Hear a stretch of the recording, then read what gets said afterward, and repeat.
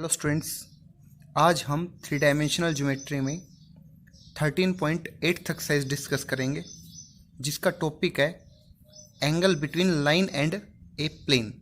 देखिए, अगर आपके पास एक प्लेन की इक्वेशन दी हुई हो और एक लाइन की इक्वेशन दी हुई हो और आप इन दोनों के बीच का एंगल फाइंड आउट करना चाहते हैं तो उसका प्रोसीजर क्या होगा। तो डेफिनेशन है the angle between line and plane is the complement of the angle between the line and the normal of the plane।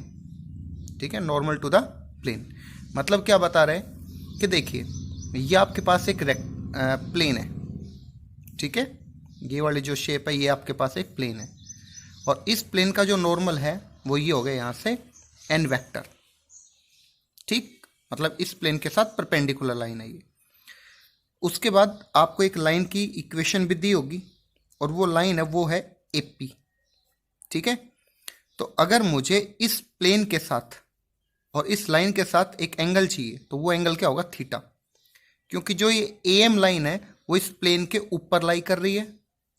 तो अगर मुझे इस प्लेन और इस एपी लाइन के बीच में एंगल चाहिए, ठीक है, एंगल किस किस के बीच में फाइंड आउट करना है, प्लेन और लाइन के बीच में। तो प्लेन तो आपके पास ये हो गया और लाइन है वो एपी हो गई। अब एएम लाइन क्या है, एएम लाइन इस प्लेन के ऊपर ही लाई करने वाली कोई लाइन है। ठीक है, तो आप ऐसे कह दो कि आपको प्लेन और एपी लाइन के बीच में एंगल चाहिए, या आप ऐसे बोल दो कि एएम लाइन और एपी लाइन के बीच का एंगल चाहिए, एक ही बात है। ठीक है, वो एंगल थीटा है। अब आप ये ऑब्जर्व कर रहे हो कि जो ये प्लेन है, इस प्लेन का नॉर्मल क्या है आपके पास, एन वेक्टर, और लाइन क्या है आपके पास, एपी। तो इन दोनों के बीच का जो एंगल है वो कितना होगा, 90 माइनस थीटा। कैसे, देखिए, ये अगर थीटा आपके पास तो ये एंगल कितना हो गया आपके पास, यहां से यहां तक 90 डिग्री। ओके, और जो ये एंगल है यहां से यहां तक, उस एंगल को हम कहेंगे वो एंगल कितना हो जाएगा, 90 माइनस थीटा। ओके, अब अगर ये लाइन, ये वाला एंगल आपके पास 90 माइनस थीटा है तो आप कह सकते हैं ये एंगल भी 90 माइनस थीटा होगा, क्योंकि ये लाइन और ये लाइन दोनों आपस में पैरेलल है। ठीक है, तो यहां पर यह बताया गया था कि अगर आपको एंगल फाइंड आउट करना है किसी लाइन और प्लेन के बीच का, तो वो एंगल क्या होगा, वो कॉम्प्लीमेंट होगा। कॉम्प्लीमेंट किसको बोलते हैं, 90 माइनस थीटा को बोलते हैं। कॉम्प्लीमेंट होगा angle between line and normal. Line और नॉर्मल के बीच का जो एंगल होता है उसका कॉम्प्लीमेंट होने वाला है। ठीक है, कॉम्प्लीमेंट। तो 90 माइनस थीटा हमें फाइंड आउट करना है बेसिकली। तो कैसे फाइंड आउट करेंगे, देखिए, आपके पास मान लो लाइन की इक्वेशन है r vector is equal to a vector plus lambda b vector, and plane की जो इक्वेशन है वो है r vector dot n vector is equal to q. अब आपको इन दोनों के बीच का एंगल चाहिए, तो आप यहाँ से देखिए, जो स्ट्रेट लाइन है उसके डायरेक्शन रेशियो बी वेक्टर के अंदर इन्वॉल्व है और जो प्लेन है उसके डायरेक्शन रेशियो एन वेक्टर में है। अच्छा, अब हम एंगल फाइंड आउट करना चाहते हैं, तो एन और एपी के बीच का एंगल 90 माइनस थीटा है, तो हम लिखेंगे कोस थीटा लिखते थे, उसके जगह पे आएगा कोस 90 माइनस थीटा।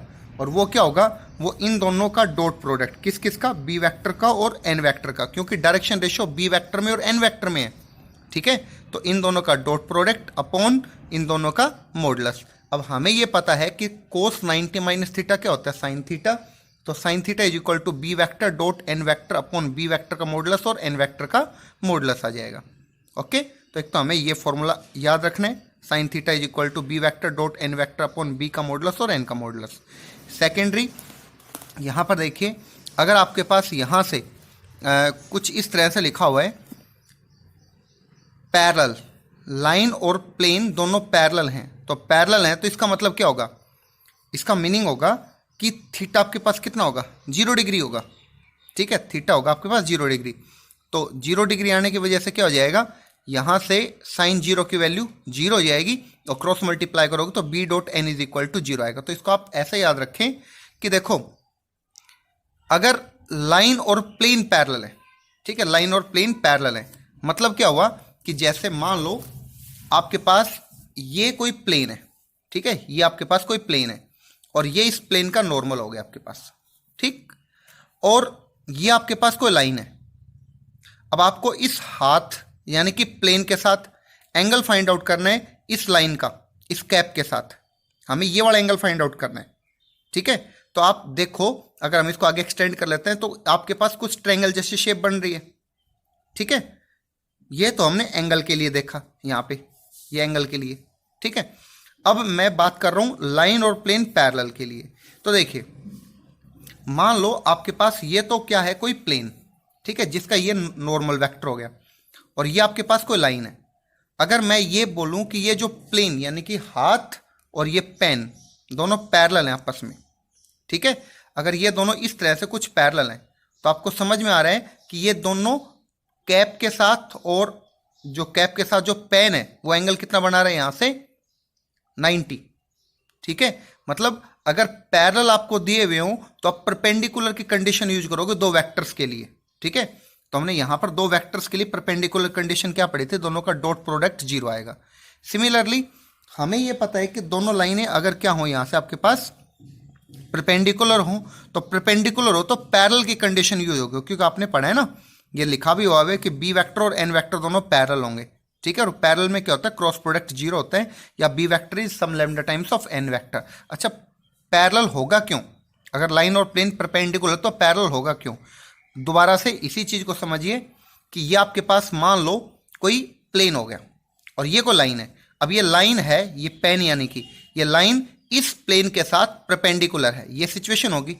तो आप ऑब्जर्व कर सकते हो ये पेन और जो कैप है ये दोनों आपस में क्या हो गए, पैरेलल, ठीक है, क्योंकि हमें तो एंगल किस किस के बीच में फाइंड आउट करना था, ये तो एन वेक्टर हो गया और ये बी वेक्टर हो गया पेन, ठीक है।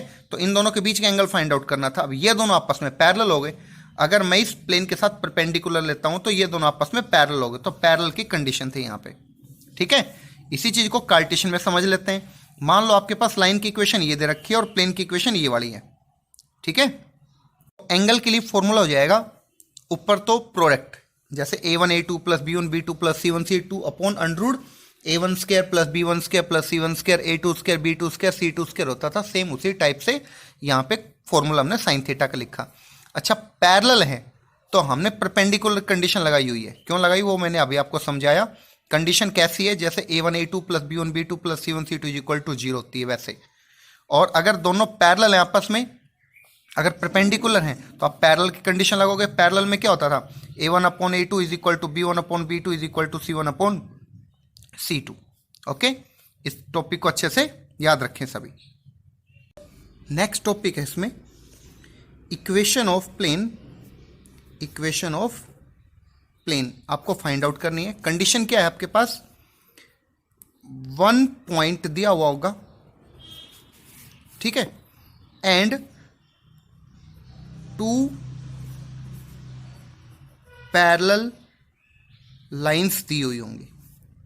एक तो 1 पॉइंट दिया होगा और 2 पैरेलल लाइंस है प्लेन के साथ। लाइंस की इक्वेशन है, तो आप प्लेन की इक्वेशन कैसे फाइंड आउट करेंगे। देखिए, आपके पास 1 पॉइंट है, उसका कोऑर्डिनेट है x1 y1 z1, ठीक है। और आपके पास 2 लाइनें जो पैरेलल हैं उनकी इक्वेशंस दे रखी हैं। r vector is equal to a1 vector plus lambda b vector, okay. और सेकेंड लाइन है वो है r vector is equal to a2 vector plus mu c vector. ये 2 लाइनें दे रखी हैं, ठीक है। समझिए दोबारा से, आपको किसी प्लेन की इक्वेशन फाइंड आउट करनी है और आपको एक तो पॉइंट दिया हुआ हो और 2 लाइन की इक्वेशंस दी हुई हो और वो दोनों लाइन पैरेलल होनी चाहिए। किसके साथ, जो रिक्वायर्ड प्लेन है उसके साथ। तो आप उस प्लेन की इक्वेशन कैसे फाइंड आउट करेंगे। देखिए, तो उसका एक सिंपल सा तरीका है कि आप डिटरमिनेंट बना लें यहां से, ठीक। x minus x1 y minus y1 z minus z1। और सेकेंड लाइन के जो डायरेक्शन रेशियो, क्योंकि लाइन पैरेलल है, ठीक है, तो आप यहां से क्या लिखेंगे, b1 b2 b3, इस b के कंपोनेंट, और c वेक्टर कंपोनेंट है यहां पे c1 c2 c3 is equal to 0, ठीक है। एक बार दोबारा से ऐसा ही टॉपिक और है वो और देखते हैं। वो क्या है, आपको इक्वेशन ऑफ प्लेन तो फाइंड आउट करनी ही है, ठीक है, जैसे मैंने यहां पे लिखवाया था वैसे ही। लेकिन अब आपके 1 पॉइंट की वजह आपको क्या दिया हुआ है, 2 पॉइंट्स दिए हुए हैं, 2 पॉइंट्स, ठीक है। यहां पे 2 पैरेलल लाइंस थी, अब आपको 1 पैरेलल लाइन दी हुई होगी। ठीक है, तो 2 पॉइंट है, उनके कोऑर्डिनेट आपके पास है x1 y1 z1, x2 y2 z2, और 1 लाइन आपके पास पैरेलल है। उस लाइन की इक्वेशन है r vector is equal to a2 vector plus mu कर दो या लैम्डा कर दो, कुछ भी, c वेक्टर। ठीक है, अब आप ये देखिए यहां से कि अगर हमें इस प्लेन की इक्वेशन फाइंड आउट करनी है, अगर ये दो कंडीशंस हैं, 2 पॉइंट है और 1 लाइन है, ये 2 कंडीशन आपको गिवन है, तो आप क्या फाइंड आउट करेंगे? तो आप लिखेंगे अगेन डिटरमिनेंट पैटर्न से ही। अगर आपके पास 1 पॉइंट है तो हमने क्या लिखा था? x minus x1 y minus y1 z minus z1, x minus x1, यहां पे भी y minus y1 z minus z1। अगर 2 पॉइंट आ जाए तो हमने पहले भी पढ़ा है इसी टाइप का कि 3 पॉइंट की फॉर्म का, x2 minus x1, y2 minus y1, z2 minus z1। Okay, अगर तीसरा भी पॉइंट होता तो यहां पर x3 minus x1, y3 minus y1, z3 minus z1 लिखते, लेकिन अब हमें एक लाइन दे रखी है तो उसके डायरेक्शन रेशियो c में है, तो यहां पर c1 c2 c3 is equal to 0। इसको आप इस डिटरमिनेंट को एक्सपेंड कर दें, इस डिटरमिनेंट को एक्सपेंड कर दें, आपके पास रिक्वायर्ड प्लेन की इक्वेशन आ जाएगी। ओके, इसको सभी अच्छे से ध्यान रखें भाई। अब देखिए स्टूडेंट्स, इसमें 13.8 में फर्स्ट क्वेश्चन है find the angle between the following lines and planes. तो फर्स्ट लाइन आपको लिखी हुई दे रखी है, यहां पर मैं लिख देता हूं एक बार, ये लिखी हुई दे रखी है x plus 1/2 is equal to y minus 1/2 is equal to z minus 2/4, और प्लेन की इक्वेशन आपको दे रखी है यहां से 2x plus y minus 3z plus 4 is equal to 0। ये आपके पास लाइन हो गई, ये प्लेन हो गई। आपको इन दोनों के बीच का एंगल फाइंड आउट करना है, तो हमने इसका फॉर्मूला पढ़ा था, साइन थीटा आएगा। ठीक है, उसके बाद इनके डायरेक्शन रेशियोज का प्रोडक्ट आएगा। तो डायरेक्शन रेशियोज क्या, इस 2 को आप 2 से मल्टीप्लाई करेंगे तो कितना आएगा आपके पास, यहां से 4। ओके, उसके बाद यहां से इस 2 को इस 1 से मल्टीप्लाई करोगे तो कितना आएगा, यहां से 2, और 4 को -3 से मल्टीप्लाई किया तो -12, इस 4 को इस -3 से मल्टीप्लाई किया। ठीक है, अपॉन रूट ऑफ 2 का स्क्वायर 2 का स्क्वायर 4 का स्क्वायर, तो आपके पास 24 आ जाएगा रूट के अंदर, एंड यहां से 2 का स्क्वायर 1 का स्क्वायर और -3 का स्क्वायर करेंगे तो आपके पास कितना आ जाएगा, 14। इसको आप सिंप्लीफाई करेंगे तो आप ऑब्जर्व करेंगे यहां से आएगा ऊपर तो -6, ओके, और डिवाइड बाई नीचे आ जाएगा। इसको सिंप्लीफाई अगर मैंने किया यहां से तो आपके पास आना चाहिए यहां से कितना, 24 को आप लिखेंगे 2√6 और यहाँ पे √14 लिखा हुआ है। ठीक है, तो 2 से आप इसको कैंसिल करेंगे तो ये आएगा कितना, यहाँ से -3 अपॉन इसको आप मल्टीप्लाई करेंगे तो यहाँ से आपके पास आएगा √84। तो साइन थीटा की वैल्यू आपके पास ही आई, तो थीटा की वैल्यू कितनी आ जाएगी, साइन इनवर्स -3 अपॉन √84 को आप लिख सकते हैं 2√21। ओके, ये हमारा एंगल आ गया 2 लाइन और प्लेन, एक लाइन और प्लेन के बीच का। ओके, अब देखिए इसका सेकंड पार्ट। तो सेकंड पार्ट में दे रखा है यहां से r vector is equal to 2i cap plus 3j cap plus 4k cap plus lambda 2i cap plus 3j cap plus 4k cap, और प्लेन की इक्वेशन है वो दे रखी है यहां से r vector dot i cap plus j cap plus k cap is equal to 5। आपको इन दोनों के बीच का एंगल फाइंड आउट करना है, तो प्रोसीजर क्या रहेगा, साइन थीटा इज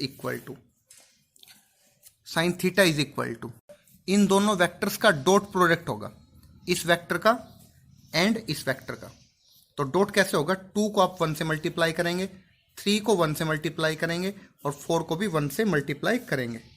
ओके, और नीचे इस वेक्टर का मॉडुलस अगर आप करोगे तो आपके पास आएगा √29, और इस वेक्टर का मॉडुलस करोगे तो आपके पास आएगा √3।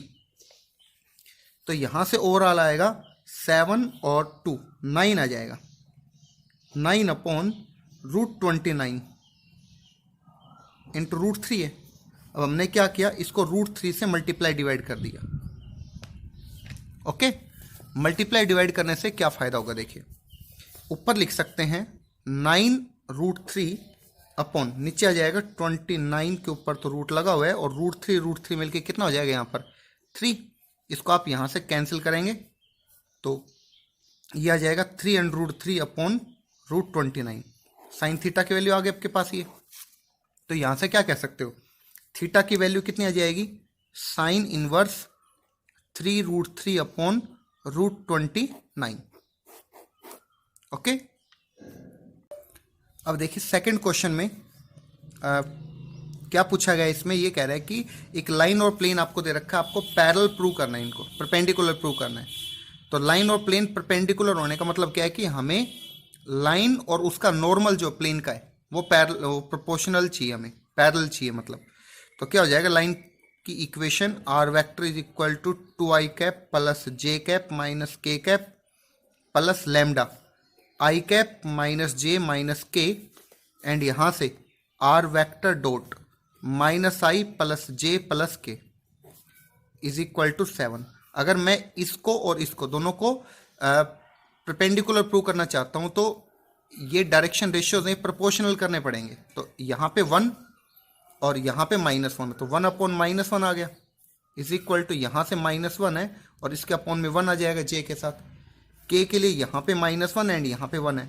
तो आप ऑब्जर्व कर रहे हो कि लाइन और प्लेन आपस में कैसे हो जाएंगे, यहाँ से परपेंडिकुलर।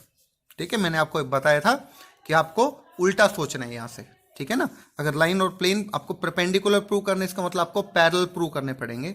ठीक है, नॉर्मल जो प्लेन है उसका नॉर्मल और लाइन का डायरेक्शन रेशियो बी वेक्टर में, ये दोनों आपको पैरेलल प्रूव करने चाहिए। ओके, इसी तरह से इसका सेकंड पार्ट है, उसमें लिखा हुआ है x minus 1 upon 3, y plus 7 upon 6, z minus 3 upon 1, 3x plus 6y plus z is equal to 9।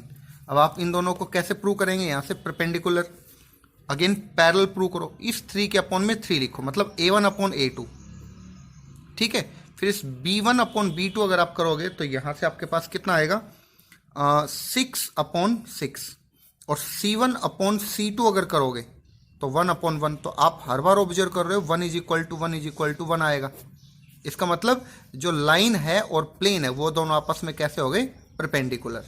अगर आप पैरेलल लिखना चाहते हो तो पैरेलल क्या लिखोगे, बी वेक्टर और एन वेक्टर तो पैरेलल हो गए, लेकिन लाइन और प्लेन आपस में परपेंडिकुलर है। थर्ड क्वेश्चन का फर्स्ट पार्ट है, इसमें पूछा गया है कि ये जो लाइन लिखी हुई है ये और ये नीचे लिखा हुआ है प्लेन, ये दोनों आपस में पैरेलल हैं। तो लाइन और प्लेन पैरेलल होने का मतलब क्या है कि उसका जो बी वेक्टर है और एन वेक्टर है वो आपस में परपेंडिकुलर रहने चाहिए। ठीक है, ये मैंने बताया था आपको, रिवर्स आपको सोचना है यहाँ से। तो कैसे करेंगे, इन दोनों का डॉट प्रोडक्ट करो आप, i cap plus 3j cap plus 4k cap का dot product i plus j minus k के साथ, यानी कि आप इसको कह सकते हैं b vector dot n vector. इसकी वैल्यू हमने फाइंड आउट की। तो आप कितना ऑब्जर्व कर रहे हो, देखो यहाँ से 1 आएगा, फिर +3 आएगा, -4 आएगा, 0 आ गया। अगर डॉट प्रोडक्ट इन दोनों का 0 आया, इसका मतलब ये कह सकते हैं कि बी वेक्टर वो परपेंडिकुलर एन के साथ। अगर बी और एन परपेंडिकुलर है तो हम कह सकते हैं कि जो लाइन है और जो प्लेन है वो आपस में कैसे हो जाएंगे, पैरेलल। ओके, इसका सेकंड पार्ट देखिए। अब देखिए सेकंड पार्ट में ये लाइन की इक्वेशन है, ये प्लेन की इक्वेशन है, इन दोनों को आपको क्या प्रूव करना है, यहाँ से पैरेलल। तो लाइन और प्लेन पैरेलल चाहिए, तो अगेन आप यहाँ से b vector dot n vector find out करेंगे। तो बी वेक्टर किससे बनेगा, डायरेक्शन रेशियोज यहाँ पे ये लिखे हुए हैं, -3i cap plus 2j cap plus 7k cap dot n क्या होगा, यहाँ पर 3, 2, 3 एंड 0। ठीक है, इस बात को ध्यान रखेंगे क्योंकि जेड इसमें नहीं था। तो 2i cap plus 3j cap plus 0k cap, इन दोनों के साथ इनका डॉट प्रोडक्ट करो, कितना आएगा, यहाँ से -6 + 6 एंड 7 को 0 से करोगे तो 0, ओवरऑल 0 आया। इसका मतलब आप क्या लिखोगे, यहाँ से भी आप लिखोगे कि बी और एन आपके पास कैसे हो गए, परपेंडिकुलर, और बी और एन परपेंडिकुलर, इसका मतलब लाइन और प्लेन आपस में कैसे हो गए, अगेन पैरेलल हो गए यहाँ। ओके, नेक्स्ट क्वेश्चन स्टूडेंट्स, ये आपके पास एक लाइन की इक्वेशन है, ये प्लेन की इक्वेशन है। आपको इसमें प्रूव करना है कि जो लाइन है ना वो इस प्लेन में लाई करती है। ठीक है, दोबारा समझें, ये जो लाइन की इक्वेशन लिखी हुई है ऊपर, ठीक है, ये लाइन की इक्वेशन इस प्लेन में लाई करती है। मतलब क्या हुआ, सिचुएशन समझिए एक बार। सिचुएशन है कुछ इस टाइप की, देखिए कि ये कोई प्लेन है आपके पास और ये कोई लाइन है, इसके अंदर लाई करते हैं। लाई करने का मतलब इसके ऊपर ऐसे टिकी हुई है ये लाइन की। ठीक है, तो यहां से दो कंडीशन सेटिस्फाई करवानी पड़ेंगी। फर्स्ट कंडीशन क्या, कि लाइन जिस पॉइंट से पास हो रहा होगा प्लेन भी उसी से पास होना चाहिए। ठीक है, दोबारा से, लाइन जिस पॉइंट से पास हो रही है प्लेन भी उसी पॉइंट से पास होना चाहिए, मतलब सेटिस्फाई करना चाहिए। सेकंड, लाइन और प्लेन पैरेलल करने हैं। ठीक है, तो करते हैं शुरू। देखिए पहला काम क्या बताया कि लाइन जिस पॉइंट से पास हो रही है, तो लाइन किस पॉइंट से पास हो रही है, इस पॉइंट से। तो ये पॉइंट इस प्लेन की इक्वेशन को सेटिस्फाई करना चाहिए। मतलब क्या हुआ यहां से कि हमें इस पॉइंट को इसमें पुट करना चाहिए आर के जगह पे। तो क्या होगा यहाँ पे i plus j dot i plus 2j minus k is equal to 3। यहां पे आप देखो 1 plus 2 plus 0 is equal to 3, तो 3 इज इक्वल टू 3 आया। इस बात का मतलब क्या है कि लाइन और प्लेन दोनों सेम पॉइंट से पास हो रहे हैं। लेकिन सेम पॉइंट से पास होने का मतलब तो ये भी है, क्योंकि ये प्लेन और ये लाइन दोनों एक ही पॉइंट से पास हो रही हैं। उसका तो तरीका ये भी हो सकता है। ठीक है, लेकिन हमें और भी प्रूव करना पड़ेगा। कंडीशन हमें ये चाहिए, तो पैरेलल भी प्रूव करना पड़ेगा हमें। तो पैरेलल के लिए कैसे करेंगे, अगर कोई लाइन किसी प्लेन के साथ पैरेलल हो जाए, अगर ये लाइन इस प्लेन के साथ पैरेलल करना है, तो पैरेलल करने का मतलब क्या होता है, इसका और इसका दोनों का डॉट प्रोडक्ट है वो 0 आना चाहिए। b डॉट n का डॉट प्रोडक्ट, तो 2 को आप इस 1 से मल्टीप्लाई करोगे, इस 1 को इस 2 से मल्टीप्लाई करोगे और इस 4 को -1 से मल्टीप्लाई करोगे, तो आपने ऑब्जर्व किया 0 आया। इसका मतलब क्या है कि लाइन और प्लेन दोनों पैरेलल हैं। ठीक है, इससे तो क्या पता चलता है कि line and plane line and plane passing through same point, एक ही पॉइंट से पास हो रहा है। और इस बात से क्या पता चलता है कि line and plane are parallel. अब दोनों काम हो, सेम पॉइंट से पास हो और पैरेलल हो, तो एक सिचुएशन कैसी हो सकती है, देखो ये लाइन और ये प्लेन सेम पॉइंट से पास हो रहे हैं, ठीक है, लेकिन पैरेलल नहीं है। और अगर पैरेलल हैं तो सेम पॉइंट से पास नहीं हो रहे, तो दोनों कंडीशन को अगर मैं एक साथ फॉलो करवाना चाहूं तो क्या करूंगा, इस पेन को मैं कुछ इस तरह से धक्का लगाऊंगा ताकि ये ऐसे एडजस्ट हो जाए। इसका मतलब क्या हुआ कि लाइन और प्लेन सेम पॉइंट से पास भी हो रहे हैं और पैरेलल भी हैं। इसका मतलब हम कह सकते हैं कि लाइन है वो लाई कर रही है प्लेन में। तो इन दोनों बात का क्या मीनिंग निकलेगा, कॉमनली इस बात का मीनिंग निकलेगा कि line lies in plane. Okay student, next question है question number 5। Find the equation of the line passing through 3 4 1 and perpendicular to the plane. तो अगर कोई लाइन है वो इस पॉइंट से पास हो रही है 3 4 1 से, इसका मतलब हमें इसको क्या बनाना चाहिए, ए वेक्टर बना लेना चाहिए 3i cap plus 4j cap plus 1k cap, या ओनली आप k कैप लिख सकते हैं। आगे उसने कहा है कि जो लाइन है ना वो इस प्लेन के साथ परपेंडिकुलर है, लाइन है वो परपेंडिकुलर है प्लेन के साथ। इसका मतलब जो b वेक्टर होगा वो क्या होगा, प्लेन का n वेक्टर ही b वेक्टर होगा।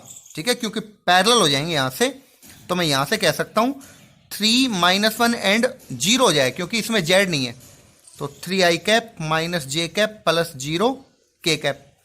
अब लाइन की इक्वेशन क्या हो जाएगी, therefore equation of line is, वो क्या होती है, r vector is equal to a vector plus lambda b vector. ये आपके पास लाइन की इक्वेशन होती थी।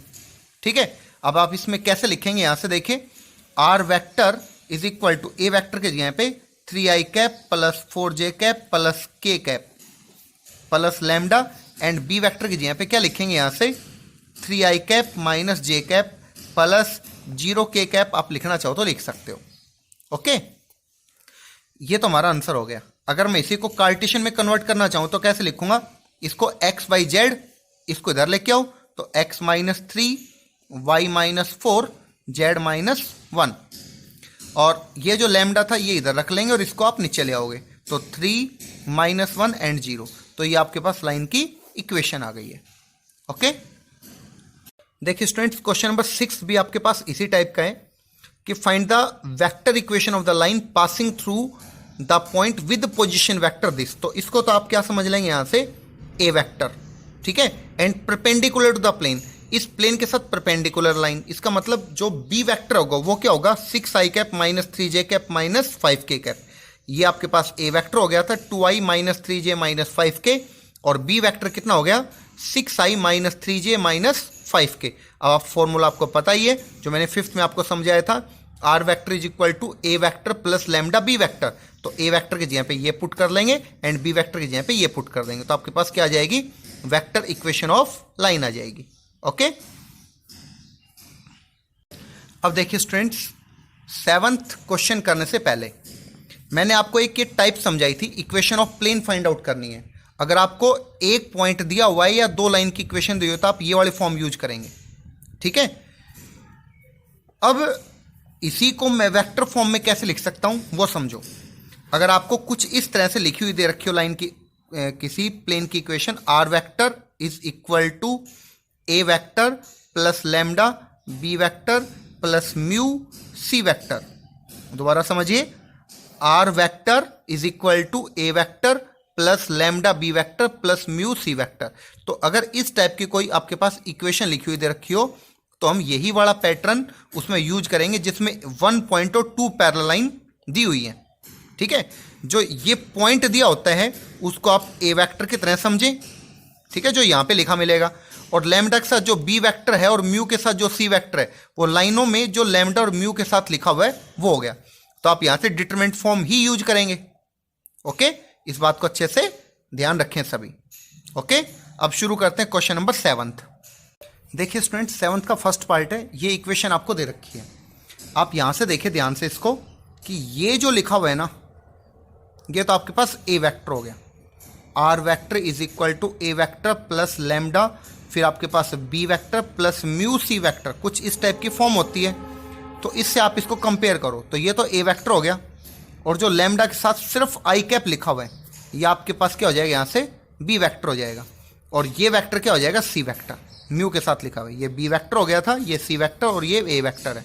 तो ऐसे क्वेश्चन को सोल्व करने का तरीका क्या बताया था मैंने आपको, कि आप डिटरमिनेंट बनाएंगे, फिर उसके बाद क्या लिखेंगे, x minus y minus z minus, x minus x1 y minus y1 z minus z1। तो x1 y1 z1 कहां पे मिलेगा, ए वेक्टर के अंदर। तो 2 0 -1, 2 0 और -1 है, तो आप यहां पे क्या लिखेंगे, +1। उसके बाद बी वेक्टर के कंपोनेंट हो सेकंड रो में, वो क्या है, सिर्फ आई कैप है। आई कैप का मतलब 1 0 0, और सी वेक्टर क्या हो जाएगा यहां से 1 - 2 1, जो कि यहां पे आना है 1 - 2 1 इज इक्वल टू 0। इसको आप एक्सपेंड करें, हमें इसको सेकंड रो के लोग एक्सपेंड करना चाहिए। अगर मैं इसको सेकंड रो से एक्सपेंड करूंगा तो यहां पे क्या आएगा, प्लस माइनस प्लस, तो एक तो माइनस आएगा -1, उसके बाद क्या बचेगा, ये लाइन और ये लाइन आप छोड़ोगे तो इसको इससे मल्टीप्लाई करोगे तो y आएगा, और इसको इससे मल्टीप्लाई करोगे तो +2z, और यहां से +2z +2 आ जाएगा इज इक्वल टू 0। तो आपके पास आए यहां से y + 2z + 2 is equal to 0, और इसको हमें वेक्टर में लिखना पड़ेगा क्योंकि हमारा जो क्वेश्चन था वो वेक्टर फॉर्म में था, इसलिए हमें आंसर भी वेक्टर में ही लिखना चाहिए। तो इसका आंसर हो जाएगा r vector dot j cap plus 2k cap, क्योंकि x तो था ही नहीं यहां पर, और +2 लिख दो, या उस 2 को आप उधर लेके जा सकते हैं राइट साइड में -2। ये आपके पास इसका आंसर आ गया। अब देखिए स्टूडेंट्स, इसका सेकंड पार्ट, यहां पर जैसे पीछे वाले क्वेश्चन में आपने पढ़ा था लैम्डा एंड म्यू, तो यहां पर लैम्डा एंड म्यू की जगह पे क्या दे रखा है, एस एंड टी लिखा हुआ है, और उनको मल्टीप्लाई करके लिखा हुआ है। तो सबसे पहले हम इसको कैसे लिखेंगे, r vector is equal to, जो बिना एस और टी के हैं पहले वो लिखना चाहिए, फिर प्लस, उसके बाद हमें कौन सा लिखना चाहिए, जिनसे एस कॉमन आ सकता है वो सब लिखना चाहिए, प्लस फिर जिनसे टी कॉमन आ सकता है वो लिखना चाहिए, ठीक है। तो जिनसे बिना एस और बिना टी वाले कौन से आएंगे, वो आएगा i cap plus 2j cap plus 3k cap आ जाएगा यहाँ से, ओके, और एस कॉमन लेने के बाद क्या बचेगा, वो आ जाएगा आई cap minus j cap minus 2k cap. उसके बाद टी के साथ क्या आएगा, minus I cap and minus 2k cap है। ध्यान रखेंगे जीरो नहीं, जे नहीं है यहाँ पे, ठीक है, तो उसको जीरो जे लिखेंगे यहाँ से। अब ये सेम पहले वाले क्वेश्चन के जैसा हो चुका है, तो ये फॉर्म कौन से, r vector is equal to a vector plus lambda, lambda यहाँ पर आप एस लिख सकते हैं, s b vector plus mu, mu की जगह पे आप क्या लिखेंगे, टी सी वेक्टर, ठीक है, इसके जैसा है। और इस टाइप के क्वेश्चन को हम कैसे सोल्व करते हैं, डिटर्मिनेंट फॉर्म से, x minus x1 y1 z1 यहाँ से आएगा, तो x minus 1 y minus 2 z minus 3। उसके बाद इसके डायरेक्शन रेशियोज थे 1 माइनस 1 माइनस 2, यहाँ से लिखेंगे आप s के साथ, और यहाँ पर minus 1 0 and minus 2 is equal to 0। इसको आप सोल्व करेंगे, एक्सपेंड कर सकते हैं सभी इसको, और जब एक्सपेंड करेंगे तो हमारे पास इसका जो आंसर है वो आ जाएगा 2i कैप, मतलब डायरेक्ट मैं वेक्टर में लिख लेता हूँ इसको, r dot 2i cap plus 4j cap minus k cap is equal to 7। यानी कि कार्टेशियन क्या ही होगी इसकी इक्वेशन पहले से, 2x plus 4y minus z is equal to 7। Expand करने पे आपके पास ये आया, और बाद में आपने उसको वेक्टर में चेंज किया। क्यों चेंज किया वेक्टर में, क्योंकि हमारे पास जो क्वेश्चन था वो वेक्टर फॉर्म में था। ओके, अब देखिए स्टूडेंट्स, क्वेश्चन नंबर 8 इसी टाइप का है, r vector is equal to s minus 2t i cap plus 3 minus t j cap plus 2s plus t k cap. इसमें आप पहले जो मैंने क्वेश्चन बताया उसी टाइप से आप इसको अलग कर सकते हैं, ठीक है, जो 7th का सेकंड पार्ट है सेम उसी टाइप से आप इसको कर सकते हैं सॉल्व। ओके, अब देखिए question number 9, find the vector equation of the plane containing the line. इन दो लाइनों को एक प्लेन कंटेन करता है, उस प्लेन की हमें इक्वेशन फाइंड आउट करनी है। देखिए स्टूडेंट्स, दो इक्वेशन हैं आपके पास, ठीक है, और हमें एक ऐसे प्लेन की इक्वेशन निकालनी है जो इन दोनों लाइनों को कंटेन करता है। मतलब क्या हुआ उसका, समझिए कि आपके पास एक प्लेन है, ठीक है, और पहले इस फर्स्ट लाइन को ऑब्जर्व करो, फिर सेकंड लाइन को। फर्स्ट लाइन में देखो क्या है, ये फर्स्ट लाइन है, ये 1,1,0 से पास हो रही है, क्योंकि i, j लिखा हुआ है, सिर्फ i प्लस जे लिखा हुआ है। तो मान लो एक लाइन प्लेन के ऊपर है कुछ इस टाइप से, ऐसे, ठीक है, और ये किस पॉइंट से पास हो रही है लाइन, ये लाइन पास हो रही है 1,1,0 से, ठीक है, और इस लाइन के डायरेक्शन रेशियोज क्या है, 1 2 -1। ओके, 1 2, ये -1 है यहां पर। अब सेकेंड लाइन को देखिए, सेकेंड लाइन क्या है, वो भी 1 1 0 से पास हो रही है। इसका मतलब ये पॉइंट आ चुका है हमारे पास, और इसमें से लाइन कुछ ऐसे जा रही होगी, और इस लाइन के डायरेक्शन रेशियो है -1 1 एंड -2। ठीक, अब ये दो लाइनें प्लेन के ऊपर कैसे हैं, लाई कर रही है, कंटेन कर रही है प्लेन दोनों लाइनों को। मतलब फर्स्ट लाइन ऐसे है कुछ, और सेकंड लाइन ये है, फिंगर मान लो वो ऐसे है, ठीक है, दोनों प्लेन के ऊपर है, पैरेलल है। तो आप ये कह सकते हो कि ये प्लेन है, ये किसी एक पॉइंट से पास हो रहा है और दो लाइनों के साथ पैरेलल है। दोबारा समझे, ये प्लेन है, ये एक पॉइंट से पास हो रहा है और दो लाइनों के साथ पैरेलल है। तो ये टॉपिक हमने क्या पढ़ा था, देखिए, तो हम इस फॉर्मूले का यानी कि इस डिटरमिनेंट का यूज कर सकते हैं। क्यों करेंगे, क्योंकि इसमें देखिए जो प्लेन की इक्वेशन निकालनी हो एक पॉइंट से पास होती है और दो लाइन उसके साथ पैरेलल होती है। तो हम डिटरमिनेंट, इस डिटरमिनेंट का यूज करेंगे, x minus x1 y minus y1 z minus z1 b1 b2 b3 c1 c2 c3 is equal to 0। अगर एक पॉइंट और दो लाइन पैरेलल हो तो आप देखिए यहां से हमारे पास सिचुएशन यही थी, कुछ एक पॉइंट है दो लाइन है, तो हम कैसे बनाएंगे इसको, डिटरमिनेंट बना लेते हैं यहां से, x minus 1 y minus 1 z minus 0 हो गया पॉइंट की वजह से, और direction ratios 1 2 -1 -1 1 and -2 is equal to 0। इस डिटरमिनेंट को आप एक्सपेंड करेंगे, इस डिटरमिनेंट को आप सिंप्लीफाई करेंगे, ठीक है। तो एक्सपेंड करने पे आपके पास आएगा x minus y minus z is equal to 0, ठीक है, ये इसका आंसर आ जाएगा। लेकिन हमें इसका आंसर वेक्टर में चाहिए, क्योंकि देखो क्वेश्चन है वो वेक्टर इक्वेशन में था। तो आंसर क्या होना चाहिए, r vector dot i cap minus j cap minus k cap is equal to 0। अब देखिए स्टूडेंट्स, 9th का सेकंड पार्ट, यहां पे भी आपको यही कह रहा है कि दो लाइनों की इक्वेशन दे रखी है, वो एक ही प्लेन में है। मतलब find the equation of a plane that contain these two lines, contain these two lines, ठीक है। समझते हैं, देखिए, मान लो आपके पास ये कोई प्लेन है, ठीक है। पहले फर्स्ट लाइन को ऑब्जर्व करते हैं। फर्स्ट लाइन क्या है, ये हो गई फर्स्ट लाइन। ये किसी एक पॉइंट से पास हो रही है। किस पॉइंट से? 2 1 -3 से। तो यहां पर लिख दिया मैंने 2 1 -3, इससे ये पास हो रही है लाइन। और इस लाइन के जो डायरेक्शन रेशियोज हैं वो क्या है? 1 2 5। और सेकेंड लाइन है वो किसी अदर पॉइंट से पास हो रही है। अदर पॉइंट मतलब मान लो यहां पे होगा वो पॉइंट, ठीक है। और वो क्या हो गया? 3 3 2। और इससे जो लाइन पास है उसके डायरेक्शन रेशियो 3 -2 5 है। तो आप ऑब्जर्व करो, क्या फर्स्ट लाइन और second line direction ratio proportional है? नहीं है। नहीं है इसका मतलब इसके पैरेलल तो नहीं आ सकती, ठीक है। ऐसे ही जाएगी कुछ, ठीक है। तो इस लाइन के डायरेक्शन रेशियोज क्या हैं? 3 -2 एंड 5। अब मुझे इस प्लेन की इक्वेशन फाइंड आउट करनी है। तो कैसे फाइंड आउट करेंगे? देखो, जो मैंने आपको दो मेथड बताया उन दोनों में से हम कोई भी मेथड अप्लाई कर सकते हैं। हमें दो पॉइंट के कोऑर्डिनेट्स दे रखे हैं और दो ही डायरेक्शन रेशियोज हैं, और उन लाइनों के डायरेक्शन रेशियो जो दोनों लाइनें पैरेलल हैं प्लेन के साथ। देखिए, एक टॉपिक तो ये था कि अगर हमें एक पॉइंट और दो लाइनें दी हुई हैं तो भी हम प्लेन की इक्वेशन फाइंड आउट कर सकते हैं। और नेक्स्ट टॉपिक क्या था? अगर हमें दो पॉइंट और एक लाइन की इक्वेशन हो तो भी हम प्लेन की इक्वेशन फाइंड आउट कर सकते हैं। अब आपके पास दो पॉइंट है और दो डायरेक्शन रेशियोज हैं, तो दोनों में से कोई भी कंडीशन हम यूज कर सकते हैं, या तो इसके लिए या फिर इसके लिए। तो यहाँ पे दो पॉइंट और दो डायरेक्शन रेशियोज हैं। अब हम कौन सी कंडीशन यूज करते हैं? मान लो हम फर्स्ट कंडीशन ही यूज करते हैं, ठीक है। तो एक हमने डिटरमिनेंट बनाया यहां से, और x -2 मैं इसके लिए लिख रहा हूं, y -1 z +3, और दो डायरेक्शन रेशियोज हैं 1 2 5, और यहां से 3 -2 एंड 5 इज इक्वल टू 0। आप इसको सोल्व कर सकते हैं, ठीक है। या आप पॉइंट इसको कंसिडर कर लें, ये दोनों डायरेक्शन रेशियोज ले लें, ठीक है। ये दोनों डायरेक्शन रेशियोज ले लें, ये x1 y1 z1 की जगह पे रख लो। या फिर दो पॉइंट रखें और एक डायरेक्शन रेशियो रखें। डायरेक्शन रेशियो से आप ये रखो या ये रखो, ठीक है। हर बार आपके पास आंसर सेम आएगा, ओके। तो इसको आप एक्सपेंड कर लेंगे और इसको सिंप्लीफाई कर लेंगे। ध्यान ही रखेंगे कि क्वेश्चन वेक्टर फॉर्म में था तो हमें आंसर को भी वेक्टर फॉर्म में ही लिखना पड़ेगा। कार्टेशियन में आएगा, यहां से आप उसको वेक्टर में कन्वर्ट कर लेंगे।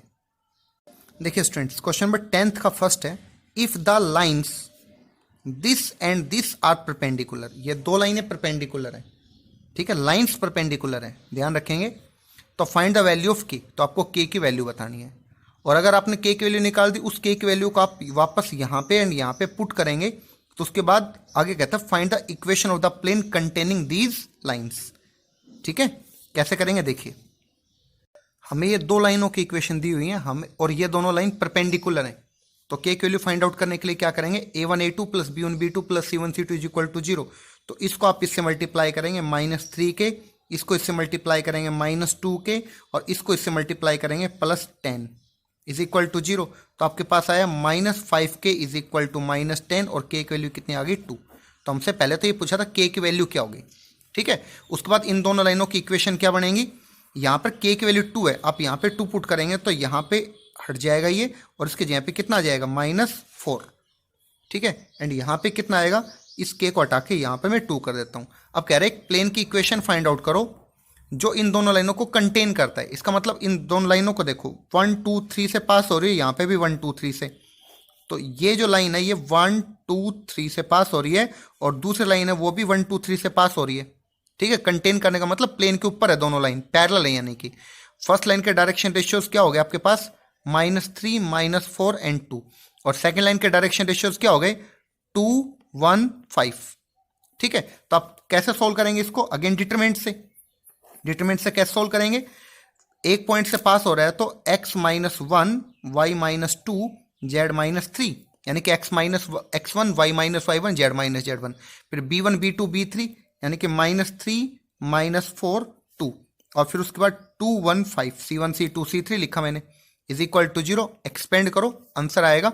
अब की बार आंसर हम कार्टेशियन इक्वेशन में छोड़ सकते हैं क्योंकि क्वेश्चन हमारे पास कार्टेशियन फॉर्म का है, ओके। इसका सेकंड पार्ट देखिए, if the line x -1/2 y +1/3 z -1/4 and x -3/1 y -k/2 z/1, intersect, अगर एक दूसरे को इंटरसेक्ट करती हैं तो आपको के की वैल्यू बतानी है और उसके बाद उस प्लेन की इक्वेशन निकालने जो इन दोनों लाइनों को कंटेन करता है। ठीक है, देखिए स्टूडेंट्स क्वेश्चन नंबर 10th का सेकंड पार्ट है। ये दो लाइन्स हैं, ठीक है, और दोनों लाइन कैसे बताई, इंटरसेक्ट। तो इंटरसेक्ट का मतलब क्या होता है कि उनका स्केलर ट्रिपल प्रोडक्ट जीरो, तो a2 minus a1 b1 b2 इनका डिटरमिनेंट जीरो की इक्वल रख के चला और सोल्व किया मैंने इसको, तो के की वैल्यू आई 9/2।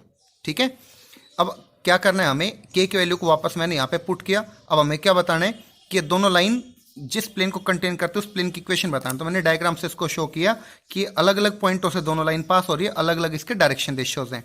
तो फिर मैंने कौन से फॉर्म यूज की, x minus x1 y minus y1 z minus z1 x2 यहाँ पर b1 b2 b3 c1 c2 c3। तो मैंने इसका यूज किया x1 y1 z1 और ये b1 b2 b3 c1 c2 c3। आप ये भी कर सकते थे, दो पॉइंट में से कोई भी पॉइंट ले लेते और एक डायरेक्शन रेशियो लेते। ठीक है, या दोनों पॉइंट ले लेते और एक डायरेक्शन रेशियो लेते, तब आप सोल्व करोगे तो ये आपके पास इसका आंसर आ जाएगा। ओके।